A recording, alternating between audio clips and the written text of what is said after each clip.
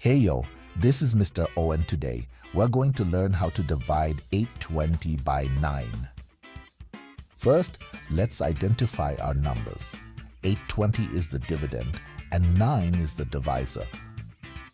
The dividend is the number we want to divide, while the divisor is the number we divide by. Now, let's perform the division step by step. When we divide 820 by 9, we find out how many times 9 fits into 820. After calculating, we find that the quotient is 91 with a remainder.